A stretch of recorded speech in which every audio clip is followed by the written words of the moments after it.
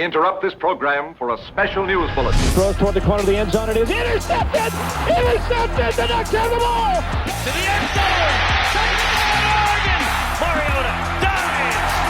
Touchdown! They hand it off straight out! C.J. Burdell wins the game for Oregon! Inside the 10! A hat-trick, a touchdown from Justin Herbert! Howard's going to run for it. Time runs out, and that'll do it! Welcome to the Big Ten, Oregon! They storm the field at Autzen! All right, Duck fans, here we go. Welcome into another episode of the Ducks Rising podcast, sponsored by Backer. My name's Zachary, Neel. You know my co-host over there, Travis Rooke-Ley. Travis, what's up, man? How we doing? Good to be back for another week. I was already pretty excited to get inside Autzen again, but a little spicy commentary between Lanny and Gundy got me a little extra fired up. That's been a really fun it's always fun when you have these games that are expected to be like blowouts and there's not a ton to talk about, and then you just get a little bit of juice. It's just a little bit of influx of conversations to have. Yeah, thank you, Mike Gundy, for giving us something to talk about. Well, it'll keep us in the seats into the fourth just to kind of see what that last 5-6 minutes looks like. Maybe we start airing the ball out a little bit. Who knows? I want to see the post-game handshake. I mean, I'm curious to see what I don't know if you saw right before. I know you're doing stuff today, but Gundy was on a radio show with Sirius, and he came out and was like, I was trying to be totally complimentary of Oregon. I think my comments got blown out of proportion. I was like, okay, you still said what you said. You know what you're doing. Let's move on now. There's always an angle. These guys always know. I mean, he's trying to get some more dollars out of his base, and I don't know. I didn't have a problem with the original stuff. It was like the Dante Moore stuff, honestly, that was the weirder part to me. Yeah. Well, I mean, he also then came out and said, it's like, no, I mean, I'm thrilled with our donor base. I love what they do. They do a great job. I was like, oh, I think he might have gotten talked to by somebody. Well, yeah. I wonder what that conversation was like. Anyway, sure. Yeah. We are in week 2 now. Looking forward to another fun game inside Autzen Stadium versus Oklahoma State on Saturday. We're going to break down things today, look at the matchup, give you some predictions, and then get this thing rolling. Just a reminder, if you have not already, be sure to go subscribe to our YouTube. We had a live episode with Jeff Schwartz yesterday that was a lot of fun. Took live questions from people who were in there with us. So go to our YouTube, find us there, give us a rating, review on our whatever podcasting app you use. We've got a really good thing going here at Ducks Rising, and we're offering some incredible content each and every week. 100K? No. 1,000 subscribers. 1,000. Sorry. Almost 100K. We'll get there. 1,000 subscriber mark today on YouTube. So big thanks to everyone. It's been super fun. I think our 4th pod of the week coming out. Awesome. Just like I think just like the variance and different things that we're being able to offer between obviously the relevant game stuff. I mean, I thought it was a really cool conversation with Connerly earlier in the week, and just to hear like his insights and hear how excited he is about this roster. And that's a guy who's obviously seen that firsthand and now is in an NFL locker room, and the way he spoke about what this talent what this team has and the talent and the depth and everything. So it's been special to hear from other alums. It's been special obviously to get that perspective from Jeff every week, and then we feel like we're providing a great opportunity for fans to get some insights into what they saw and what's to come every week. Completely agree. Yeah, just before we get into today's episode, some housekeeping like we always do. Jeff Schwartz film review. If you're watching this show right now and have not watched that one yet, stop what you're doing and go watch that, because if you want to become a smarter football fan, just watch that. I promise you, it's such good stuff. I watched it twice. I mean, it's just, the insight that he brings, I think, makes all of us a lot smarter football fans. So go check that out. And then, like Travis said, Josh Connolly's Alumni Corner went up, 2 days ago? Earlier this week at some point. Really cool insight from someone who just left the program and is in the NFL now as a first-round draft pick.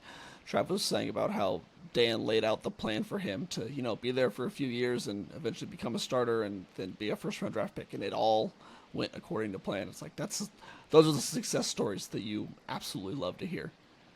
Yeah, I mean, just to have that guy being able to talk through what a plan looks like on the recruiting trail to the NFL. I mean, you got to imagine a guy like, Nacho, our 5-star O lineman commit right now. I'm sure those two or through another person have been in contact. That's the type of thing that once you get the ball rolling on that and the proof is in the pudding, everything's in front of you. And I think the other cool piece of it was just, if fans haven't noticed, I mean, every Oregon fan loves Marcus Mariota, I think, to our death. And hearing Josh's just little anecdotes from like being around him and getting to share a locker room with him was a little blast from the past and cool to get that perspective as well.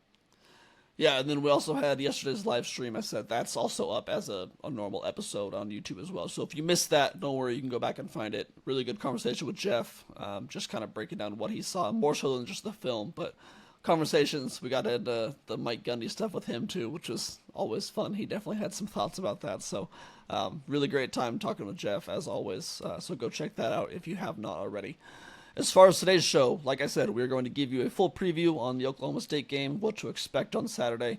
Then we're going to look a bit around the college football world, discuss other top games to tune into, and then we're going to close it out with, I believe, our Autzen Airwaves. I actually didn't check. Did we get anything coming in? Yep. Okay. Got some Autzen Airwaves to close things out. Sorry, that was an editing note I should have checked before we got into. Before all of that, Travis, will you tell me a bit about Backer? Yeah. Just a reminder to, all the Duck fans out there that Backer's a new outerwear company founded by an Oregon alum, combining high-performance materials from the outdoor industry with a sleek Oregon look. As someone who grew up in Eugene, I know the value of high-end apparel on football Saturdays, summer hikes, winter trips to the mountain. This gear truly checks every box. We encourage all Duck fans to check out their amazing jackets, hoodies, hats, and more at Backer. That's BCKR.com. Go ahead and use the code RISINGFREE, free expedited shipping, and 10% go back to Ducks Rising. So, give these guys a look. Check out Backer today. You will not regret it come the fall. Weather gets a little chilly inside Autzen. No better place to be. It's also nice today because it's a little hot out right now, and I'm a sweaty individual, like especially my head when I wear hats. I wear hats all the time, and I've got the waterproof on right now, and it's just like, all right, I'm nice and cool. We're keeping dry. This is good stuff. Yeah, perfect for that trip down the river. Hat gets a little wet, dries right away. So their stuff is just high end. It's really, really quality material. I know the price point scares off fans at first, but this is the type of thing you invest in once and you'll have it for next 20 years. Yeah, absolutely.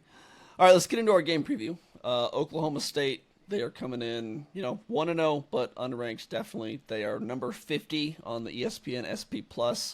For comparison's sake, I know we liked to do this last week. Montana State is number 96.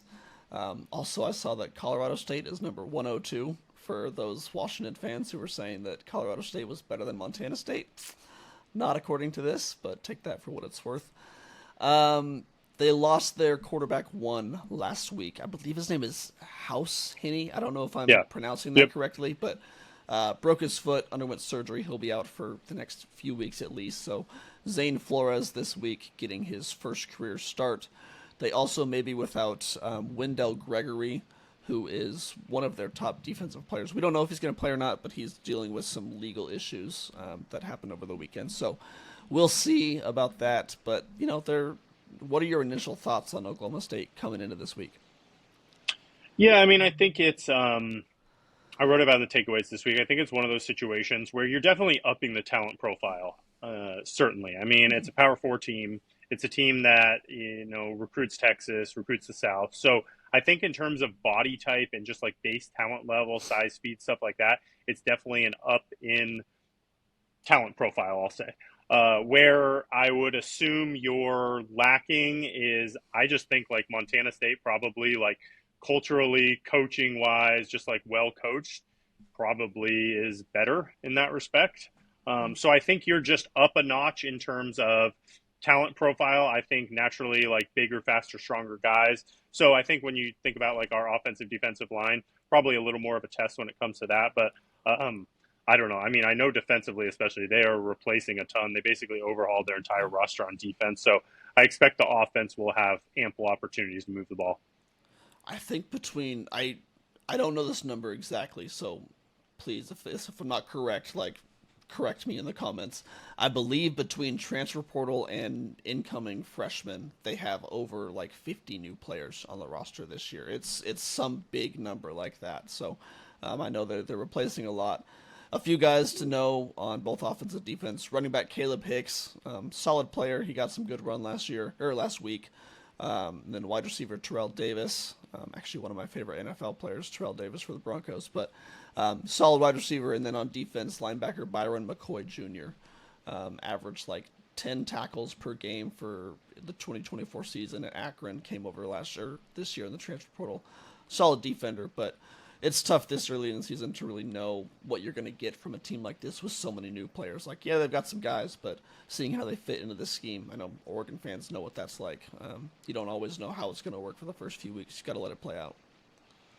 I think the number I saw was like 68 or something like that. So definitely up there. And what I think that means is, one, like, yeah, you're not going to have a whole ton of tape on these guys, but I think what that makes it is a perfect week for, like, Dan's classic mantra of, Oregon versus Oregon. I think it's one of those games that you may not have a whole ton of, notes on certain players. Scheme stuff may have changed, but I think the mindset in the locker room and the mindset across the team is just going to be like, hey, if we play at our standard, if we play anywhere close to our standard, like, that's the thing we can control. You mentioned one of the wide receivers there. I think they'll push the ball down the field a little bit. I think that's a big difference between them and Montana State. I think if we had to characterize Montana State, it's probably more of a team on the ground. Oklahoma State, I know, will push the ball a little bit. So I think that'll prove to be an interesting test and a good test for some of those young DBs that we're so excited about. But I don't know. I keep coming back to the fact that if there was any lack of motivation coming into this game, clearly that's gone with some of the stuff we touched on at the start. And this is just one of those games that, it'll be a depth game for us. I think we'll see a lot of bodies, and it's going to be just one of those games that for the coaching staff is, hey, do your job, play to the standard, don't worry about the opponent. And I think it sets up nicely in that way. Well, that's what I love. It's a really good test in terms of scheme. Maybe not against in talent, but last week we got the test. We got to see how good the rushing defense was against a team that was very run heavy. And there were some questions at the end of last year how the run defense was going to be. Held up great. 46 yards to Montana State. Yeah, I'll take that any day. Now you get to see how good this pass defense is with a lot of these young guys.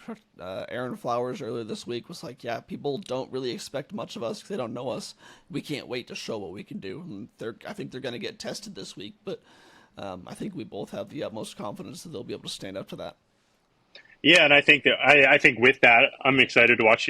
See if the pass rush can get home a little bit. I know last week was tough. I mean, Montana State, the ball was coming out of their hands so quickly. It was hard for those guys to even have time to get to the quarterback. So I think once again, some weeks it's rush defense. Linebackers are watching. This week for me, it's what are those edges going to look like, and what's that secondary going to look like? And I think the one thing I'll say about Gundy is that guy doesn't that guy. He's a DGAF kind of guy, we'll just say, to keep it PG-13. And so, I think he'll push the ball down the field. He'll take shots. He's probably throwing late into the game. He'll probably give us time to get to the quarterback. So it'll be a nice test, and just excited to watch this defense again. Let's talk about some predictions. Instead of looking at individual players, I'm curious, what position groups do you think need to have the biggest day on Saturday? Yeah, I mean, I mentioned it a second ago. I'm excited to watch them, and I think just seeing the edge group, get to the quarterback. I think that's a big one. I think the big difference from Haney to, I guess it's Flores, not Flores, even though it's spelled Flores. Okay. I hear. So I think that's a good shift in terms of our ability to get to him. He's a little more of a statue back there, a little less mobility. So I think, Purchase, Porter, Tuioti, Uiagalelei, maybe some Nasir Wyatt, Breland, rushing, those guys are going to have ample opportunities to make plays. I think they're going to try to do some, 5-step, 7-step drops, give the quarterback time to take some deep shots. So I'm excited to see if this unit can win matchups and get to the quarterback. I agree. And then going to the opposite side of the ball, I was thinking about which one am I more excited to watch, the running backs or the wide receivers? I want to say my heart says the wide receivers just because I want to see Dante push the ball more. I have a feeling this is still going to be a pretty vanilla scheme though for Oregon. I think that we're going to end up seeing a lot more of the running backs again like last week. We're probably going to see 5, 6, 7 running backs get some touches again. I'm just really curious to see. We know how much depth is there now. I kind of want to see where the cream rises to the crop as we get towards week 5. Who are the guys you lean on early in the game, late in the game, who are getting the most touches, the biggest touches, stuff like that. So that's kind of where my eye is going into this week. Yeah, I want to get to one of the running backs in my bold prediction here in a bit, but I think yeah, I mean, this is going to be another game where it's like offensive line, run the ball, control the game, give Dante his shots. I'm interested to see how our tackles hold up again. I think, like I said at the start, this is going to be a little upgraded of like a physical test when it comes to that. And I know World, specifically, one of our big questions about him is just like his ability to anchor. I know Jeff mentioned yesterday, like may have got pushed around a couple times against Montana State more than you'd like. So once again, I don't think there's a true edge like you're going to see at Penn State that's going to like test you, but it's definitely an up. It's another step up the ladder this week, and so just seeing those guys and their ability to control the pocket, running and passing the ball will be another positive development. As we gear up. Unfortunately, these guys, you aren't going to get that test until Penn State. But these guys also get that test every day in practice, which is really good. That gives me a lot of confidence about what they'll be able to do once we get there eventually. Going into this game, what's one question that you want to be answered? Is there anything that comes to mind? I mean, I think we brought it up in our first, questions for the year. I think in last week didn't get us a clear answer, although we have a lot of projection with it, is just what does the secondary look like defending a real passing attack? Like I said, I expect tests. I expect us to pass those tests, but I think Oklahoma State is just going to give those guys a lot more action than they got last week. I mean, how many balls were thrown at Finney, Offord, Laulea? I mean, I can remember like 5 total, maybe even less. So every ball seemed to be a crosser over the middle to the little 5'7" guy that tore us apart at times. Yeah, Taco. I love it. So I think just like seeing the ball on the perimeter and seeing how those young DBs hold up one-on-one, because there's going to be situations. I know we've had a lot of DBs in the past who early on in their career were a little handsy, and we kind of got used to the Pac-12 crew of 4 to 5 pass interferences a game. So how are these young DBs plus Laulea going to hold up on the edge in one-on-one matchups? Yeah, I'm going to stay on the defensive side of the ball. I'm curious the linebacker spot. I know we didn't really see it just because of injuries last game. Like I don't think we saw Braden Platt at all. Dylan Williams, I know, didn't play. Gavin Nix got a lot of run. I think Jeff was saying that he was the 4th linebacker out there. If those guys are healthy, I'm curious to see what the rotation looks like more. Is Gavin really above those guys on the depth chart as a true freshman? Is he one of those above-the-line players that they feel really good about midway through the season, is getting a lot of run? Or is it still more of a pecking order and you got some of those redshirt freshmen in there? So that's kind of a wait and see depending on the injury report on Saturday. We'll see if those guys even play, and that question might not get answered. But that's something I'm definitely looking for going into this week. Yeah, it's just so hard to tell, at this point in the year, and especially how tight-lipped Oregon is with this type of stuff. You've got guys who are truly hurt. Then you've got guys who are like, 90%, but we feel good about our depth at that spot, and we'll give them an extra week. So I think even when those injury reports come through, it's like I'm still taking it with a grain of salt until you actually see guys, getting out there and playing. But, I mean, what's clear is the depth across the defense at every spot is better than it's ever been. I mean, I watched the middle of the 4th quarter the other day on the replay, and I'm watching guys out there who I'm like, that guy starts for Minnesota, Wisconsin. I'm just going through Big Ten teams in my head. So, I don't know. It brings a lot of intrigue as these games go, but it's also like something early on in the games where we're seeing more and more names that we didn't necessarily expect. What about bold predictions? So I teased it earlier. My prediction is De'Aaron Hill will lead the team in rushing, and I think that's due to I think he'll pop one. I think this is the week he's going to take one to the house, maybe 50-yard plus. He's got that ability, man. Every time he touched the ball last time, even that kick return, it's like, oh, this might be it. Like he can get going. I could definitely see that coming through. Mine, defensive side of the ball, Dylan Thieneman has 2 interceptions. Love it. I love it. So yeah, I think they're going to air it out. He's got a chance to kind of ball hawk a little bit. Yeah, I think this is really going to be, I think I mentioned it with Gundy and just like his personality. I think it's one of those games we've seen other teams kind of just like sit on the ball a little bit and try to get out of there. I don't know. Maybe he's going to do that and try to save a little face, but I just don't see him necessarily as that type of guy. So I think we're going to have like ample opportunities throughout the game. Sacks, interceptions, plays down the field, stuff like that.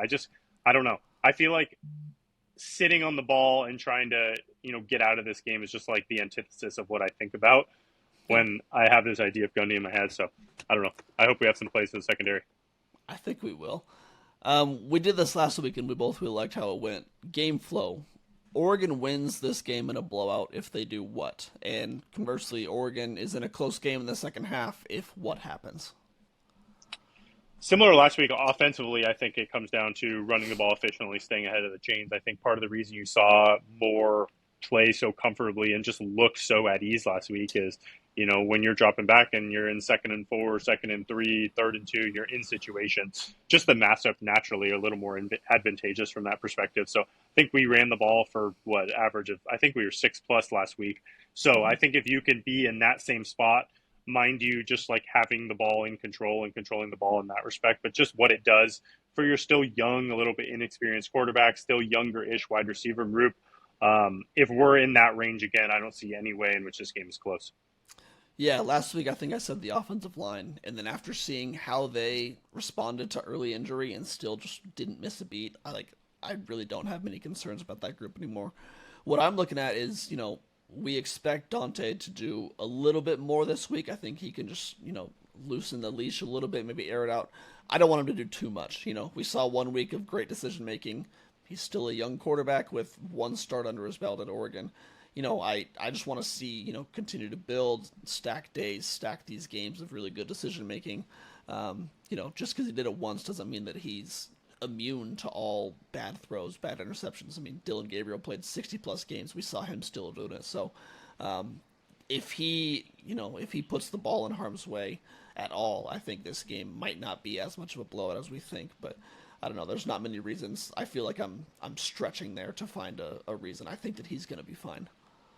Yeah, and I think defensively it comes down to, I think if we can get pressure with our pass rush, especially while not having to bring more resources and more bodies, I think we're going to be in a great spot. No matter how good DBs are, if quarterbacks have time with halfway competent wide receivers, you're going to be able to make some plays down the field. It's just too hard to cover for extended period of time. So I think if those edges we talked about at the start make an impact, we're not having to bring 6, 7, 8 bodies to get after the quarterback a little bit. I think you give yourself a great opportunity with Thieneman, the other safeties, you say, to sit back a little bit and not give them opportunities, one-on-one all day down the field where they can make plays. Yeah, like we said at the start of this podcast, I'm pretty glad that Gundy gave us some stuff to talk about because I'm just not that concerned about this game at all. I think that Oregon can go out there and win this game by as much as they want to.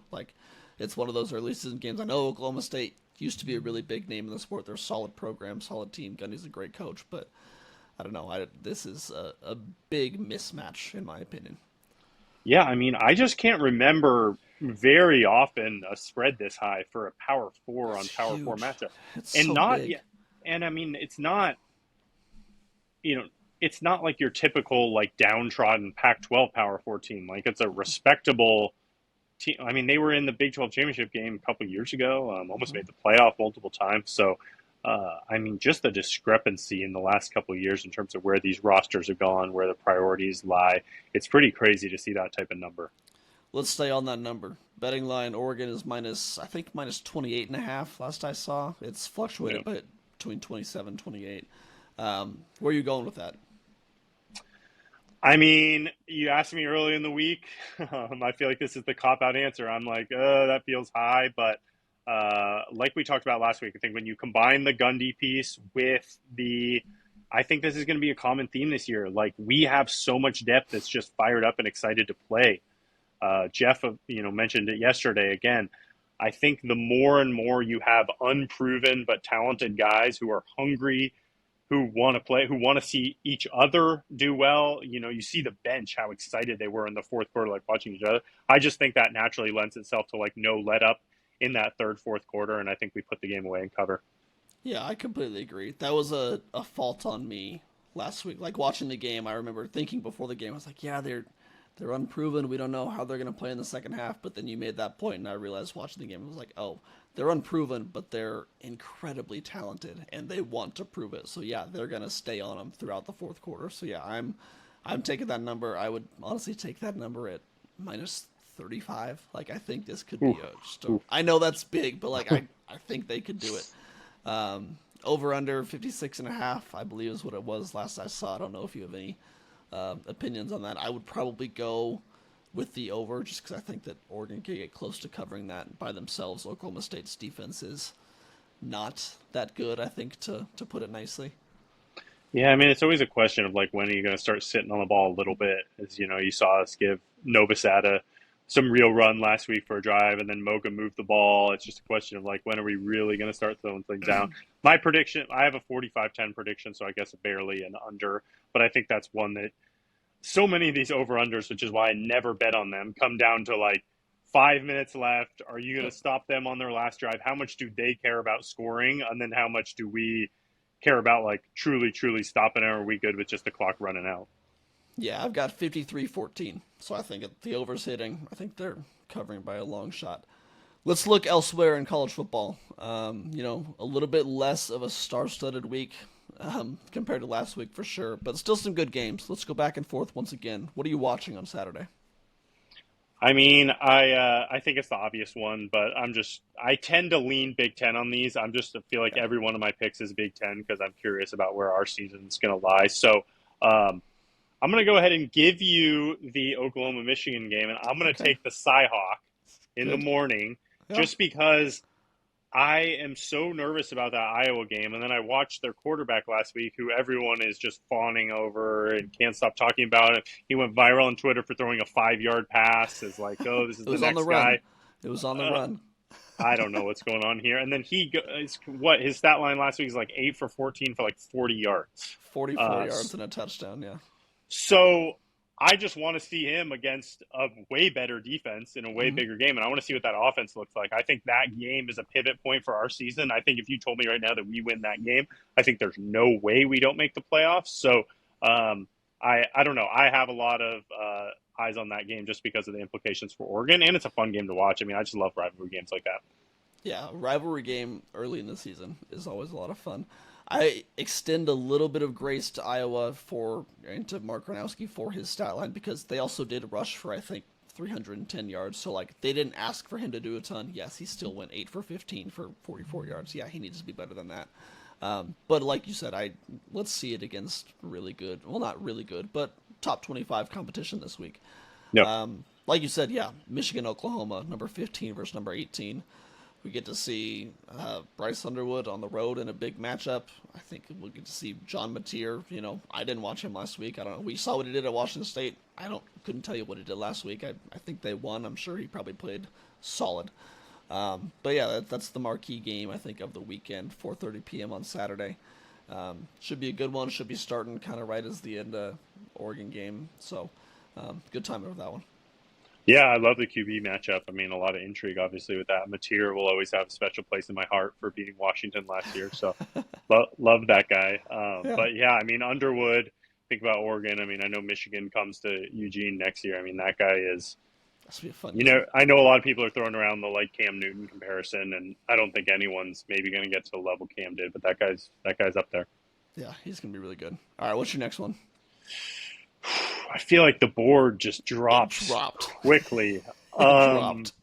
I think for me, I go Illinois at Duke once again. Just the Big Ten intrigue on the road, 9 a.m. I think Illinois is one of those high floor, low ceiling teams to me. I think that they've maybe kind of maxed out in terms of what they can be. But early game at Duke on the road, I know Duke's got a quarterback who can make a lot of plays. So I'm interested to see how Illinois looks because that's one of those teams, even though Oregon doesn't play, I think they can be in the mix a little bit. So, the last thing I need to do is them to have a great season, us to lose some wonky tiebreaker to them to, knock us out of the Big Ten championship game or something like that. And Duke could be interesting. I mean, like you said, Darian Mensah came in there in the transfer portal. I think Duke, the ACC now looks kind of pretty open after Clemson lost. If anyone can contend in there, I think they've got a chance. So my eyes on Duke. I just want to see how they look in this game. And Illinois is supposed to be pretty good. So we'll see. Ooh, where are you going? I'm picking from here. I guess this is, I don't even want to call it a hate watch, but I'm interested in the UCLA UNLV game just because. Yeah, that was on my list. Yeah, yep. Because of what Nico did last week and how bad they looked. It's all right, are you really gonna? I mean, he was promising. He was solid at Tennessee. Like, is this how his career is going to end? Just kind of like fizzle out at UCLA? I don't know. I'm just very curious to see how that entire story unfolds. Yeah, I mean, they just can't block is the problem, Can't. which is tough. I think he was pressured on like 60% of dropbacks likely, so that's just super tough when it comes to that. The only other one I could even halfway think of was ASU at Mississippi State. Okay, I didn't have that one. I had two others. I mean, yeah, tell me about that one. I mean, who knows? Why not? It's a Power 4 game. I'm desperate. Fun. Yeah, ASU's fun. I'll watch some Sam Levitt, local Oregon guy, hear some cowbells on TV. Yeah. Let's do it. Why not? Good second TV game.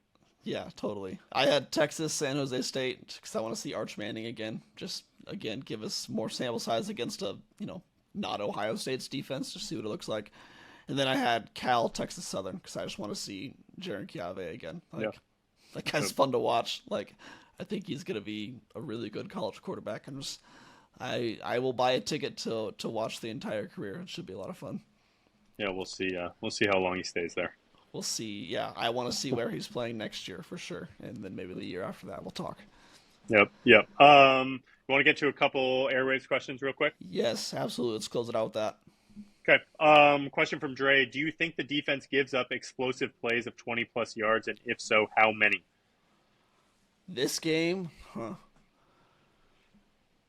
to say none seems like extreme. Anyone can get caught once, and I think with the amount that Oklahoma State's going to push the ball, they may give up one, maybe two. More than that, though, it's okay, we've got something to talk about. We got a problem. Yeah, I was going to say, I'd probably put the over-under, 2.5, 1.5 in there. I think, even Montana State, they probably had two, maybe. You catch teams on stuff, it's still a football game with two competent teams. So I'd say in the 2 to 3 range. I think you probably hit one deeper-ish shot. You hit another pass or a run. But I expect our defense to control the game. Yeah, I think that's fair. Another question, let's see, from Jake. Over under 6 sacks on Saturday for the Ducks.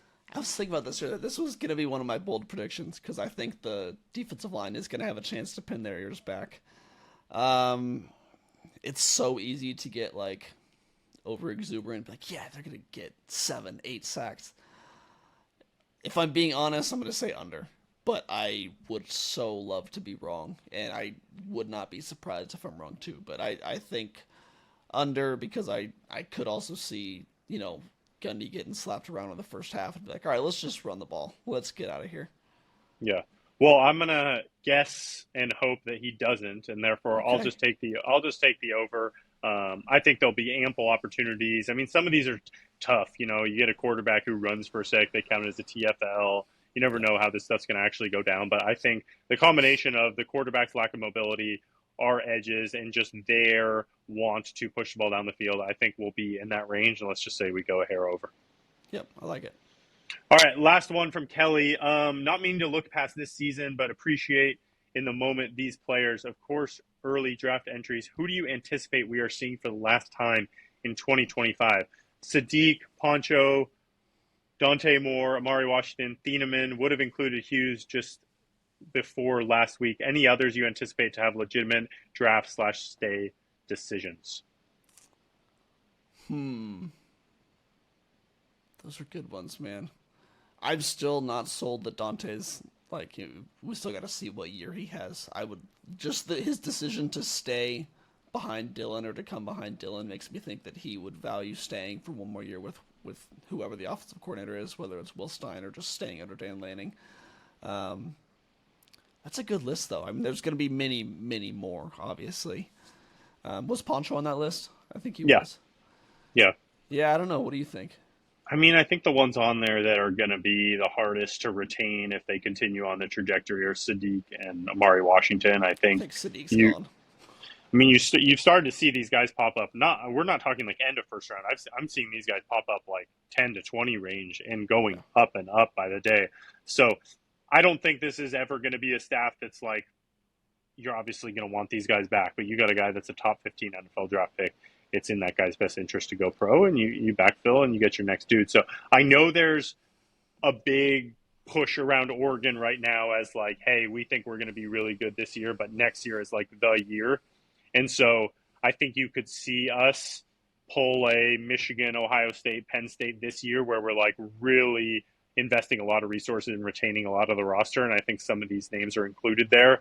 But Sadiq and Washington are going to be tough. I mean, how do you look a kid in the eye and tell him you're going to go from the 11th pick to the 4th the following year? Totally. And yeah, tell him to turn down, a $40 million signing bonus. Like that's hard to do. But also, like, I was just thinking about the offensive line next year. Over under how many returning starters? What do you set that at? 0.5? I mean, it's tough. Maybe Iuli. He will probably come back. I think, and I don't know. You never say never, but I think Poncho's probably a guy that comes back for a 4th year. I think center is kind of a tough. He's also said that he wants to, like, his goal is to win the Remington this year and then go to the league. Like, if he has that chance, I think he's going to. If he gets a day 1 or day 2 grade, I think he could be gone. Yep. We'll see how it shakes out. I mean, the good thing is down that, the road. yeah, I mean, the good thing is that the backup offensive lineman looked good last week. Yeah.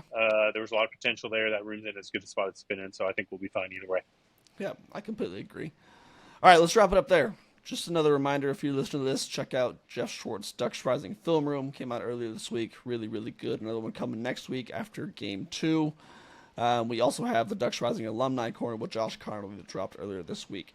Again, while this podcast and these separate videos are free right now, once conference play begins in week 3 of the season, so next week actually, the videos are going to be for subscribers only. If you are not hooked up with Ducks Rising just yet, now is the time. Head over to ducksrising.com and sign up.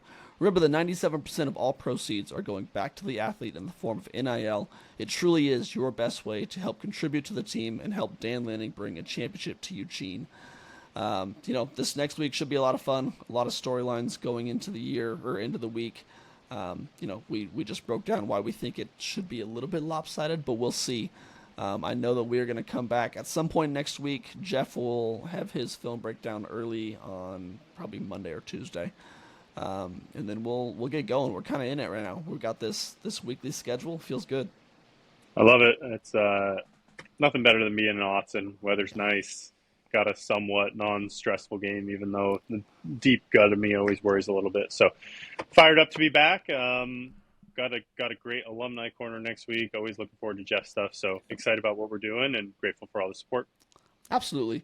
Check us out on YouTube. Find the Ducks Rising podcast on Apple or Spotify if you'd be so kind. Give us a rating. Give us a review. That really helps us build this thing. You can follow me on social media at Zachary C. Neel. You can follow Travis at Travis Rooke-Ley. But most importantly, go over to Lockerverse. Check us out on Ducks Rising. Subscribe now and support the program. Let's rise together. We'll talk to you guys next week.